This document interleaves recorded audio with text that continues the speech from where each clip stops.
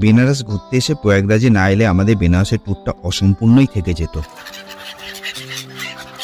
আপনারা যারা বেনারসে ঘুরতে যাবেন বলে প্ল্যান করছেন তারা কিন্তু অবশ্যই এই জায়গাটিতে আসবেন। বেনারস থেকে প্রয়াগরাজে কিভাবে আসবেন, প্রয়াগরাজে এসে কি দেখবেন, সেই সমস্ত ডিটেলস থাকবে এই ভিডিওতে। চলুন তাহলে ভিডিওটি শুরু করা যাক। দিনটি ছিল 19শে নভেম্বর, মঙ্গলবার। ঘড়িতে তখন 4:20 টেম্পারেচার 9 ডিগ্রি কাছাকাছি। এই ঠান্ডায় আমরা সবাই বেরিয়ে পড়লাম প্রয়াগরাজের উদ্দেশ্যে। আচ্ছা, ঘড়িতে বাজে 4:20। এখন আমরা প্রয়াগরাজের উদ্দেশ্যে বেরিয়ে পড়েছি। দাদা সবাই ছেলেরা একটু ঠান্ডায় কেঁপে গেছে, আপাতত জোশ থাকতে হবে। এখন ঘড়িতে বাজে 4:32। আমাদের 4:50-এ ট্রেন আছে। আমরা অটো করে চলে এলাম বারাণসী স্টেশন। 12561 স্বতন্ত্র সরণি এক্সপ্রেস এই ট্রেনটি প্রতিদিন বেনারস থেকে প্রয়াগরাজে যায়। আপনারা ট্রেনে করে বেনারস থেকে প্রয়াগরাজে যেতে চাইলে এই ট্রেনে করেই আপনাদের যেতে হবে। আমরা চলে এসেছি বারাণসী স্টেশনে। তো আমাদের ট্রেন আছে 4:50। এখন ঘড়িতে বাজে 4:57। অলরেডি ট্রেনটা লেট করেছে, আর শুনেছি নাকি এই ট্রেনটা মোটামুটি 1 ঘন্টা লেটে ঢোকে। তো দেখা যাক ট্রেনটা কখন আসে। এই ট্রেনটি বারাণসী স্টেশনে আসার টাইমিং হচ্ছে 4:50।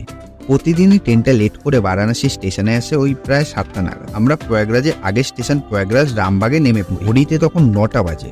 এখান থেকে ত্রিবেণী সঙ্গমের দূরত্ব হচ্ছে 4.5 কিলোমিটার। আমাদের ট্রেন পৌঁছানোর কথা ছিল 7:30। এখন ঘড়িতে বাজে 9টা। তো এখন আমরা পৌঁছাতে পারি। আমাদেরকে একটাই বলবো যে যদি কখনো তোমরা বেনারস থেকে প্রয়াগরাজে আসো তাহলে ট্রেনেতে কখনোই আশা করবে না যে বসার জায়গা পাবো। আমরা একটু দাঁড়ানো জায়গা পাইনি, মানে একদম এতটাই ভিড় ছিল আর ট্রেনটা এতটাই লেট ছিল। তো তার জন্য আমরা বসার তো জায়গা ছেড়েই দাও, আমরা ঠিকমতো দাঁড়াতেও পারিনি। ত্রিবেণী সঙ্গম হলো এমন একটি জায়গা যেখানে 3টে নদী গঙ্গা, যমুনা, সরস্বতী একত্রিত হয়েছে। সেখান থেকে এই জায়গাটির নামকরণ করা হয় ত্রিবেণী সঙ্গম।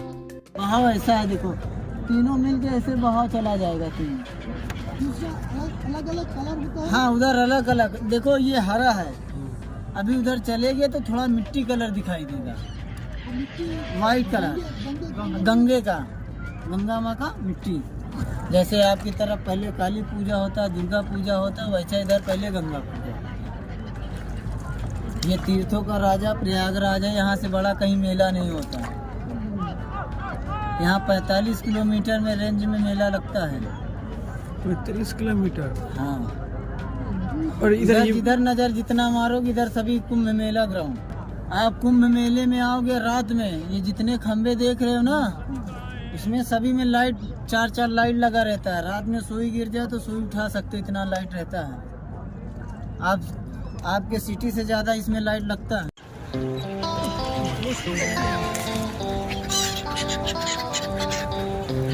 আমরা ত্রিবেণী সঙ্গমে চলে এসেছি। ত্রিবেণী সঙ্গম থেকে একটা নৌকা ভাড়া করলাম, এখানে কিছু খাওয়া দাওয়া করলাম। প্রথমে খাওয়া দাওয়া করার পর আমরা একটা বোট ভাড়া করলাম।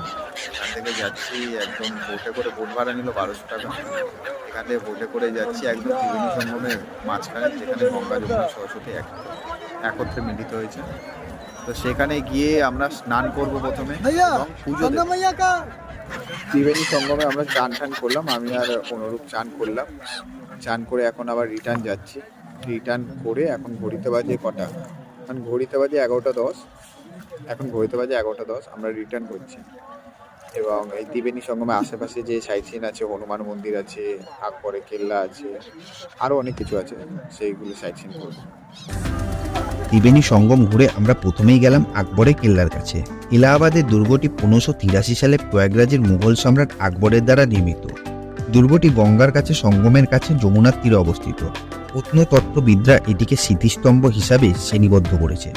এখন যাচ্ছি পাতালপুরি আর্চাবাদ মন্দির। এটা হচ্ছে আকবরের কেল্লার একদমই পাশে অবস্থিত। এই মন্দিরটা নাকি একদম পাতালের মধ্যে অবস্থিত। চলো দেখা যাক। প্রয়াগরাজে অসংখ্য হিন্দু তীর্থস্থানগুলির মধ্যে একটি হলো পাতালপুরের মন্দির। এই মন্দিরটিকে খুবই পবিত্র মন্দির বলে মনে করা হয়। লোককাহিনী অনুসারে মন্দিরটিতে ভগবান রাম দর্শন করেছিলেন। মন্দিরের পাশেই রয়েছে একটি বট গাছ। এই বট গাছের উল্লেখ হিন্দু পুরাণেও রয়েছে। বল মন্দিরটা কেমন ঘুরলি বল। খুব সুন্দর, বল মন্দিরটা খুব সুন্দর ঘুরলাম। তোমরা এসো দেখো, মন্দিরটা খুবই ভালো। মন্দির ঘুরে আমরা একটি টোটো ভাড়া করে বেরিয়ে পড়লাম সাইট সিনের উদ্দেশ্যে। আমরা প্রথমে চলে এলাম মাতারানী মন্দিরে। সেখান থেকে গেলাম আমরা ভারতমুনি আশ্রমে। সেই সব জায়গা ঘুরে এবার গেলাম ভারতের প্রধানমন্ত্রী জওহরলাল নেহরুর বাড়িতে। বাড়িটি বর্তমানে মিউজিয়ামে পরিণত হয়েছে। সবশেষে আমরা গেলাম এলাহাবাদ মিউজিয়ামে। এই মিউজিয়ামটি সকাল 5টা থেকে রাত 9টা পর্যন্ত খোলা থাকে। ঠিক এই ব্যাপারটা আমি ঠিক বুঝতে পারলাম না। মিউজিয়ামে প্রথমে এন্ট্রি ফি নিল 5 টাকা করে, তো আমরা ভাবলাম 5 টাকায় মিউজিয়াম ঘুরবো, ভালো কথা। তারপর শুনলাম যে ওইটা মিউজিয়ামের এন্ট্রি ফি। মিউজিয়ামের ভেতরে আবার প্রবেশ করতে গেলে, মানে মিউজিয়ামের গেটের থেকে ঢুকতে গেলে 5 টাকা লাগছে, আবার ভেতরে ঢুকতে গেলে 50 টাকা করে লাগছে। তো ওই ব্যাপারটা একটু বুঝলাম না। বাট এই মিউজিয়াম, এটা হচ্ছে এলাহাবাদ মিউজিয়াম। এই মিউজিয়ামের মধ্যে অনেক কিছুই আছে। যদি ক্যামেরা করতে দেয় তাহলে আমি তোমাদের সব কিছু শেয়ার করব। আমাদের মিউজিয়ামের ভেতরে ভিডিও করতে দেয়নি, তাই আমরা মিউজিয়ামটি সম্পূর্ণ দেখাতে পারলাম না, কিন্তু তোমরা প্রয়াগরাজ এলে মিউজিয়ামটি অবশ্যই ভিজিট করো। আমরা চলে এলাম ব্যাক টু বেনারস। এইবার আমাদের বেনারসে ফিরে আসার পালা। ট্রেনটি প্রতিদিন ছাড়ে 3:40 এবং বেনারস পৌঁছায় 5:35। আপনাদের কাছে একটি ছোট্ট টিপস, 12334 বিভূতি এক্সপ্রেসটি প্রয়াগরাজ রামবাগ থেকে বেনারস পর্যন্ত আসে। এই ট্রেনটি বারাণসী পর্যন্ত যায় না। এই বিভূতি এক্সপ্রেসটি প্রয়াগরাজ থেকে নয়, প্রয়াগরাজ রামবাগ থেকে ছাড়ে এবং বেনারসে নামায়, বারাণসী অবধি যায় না।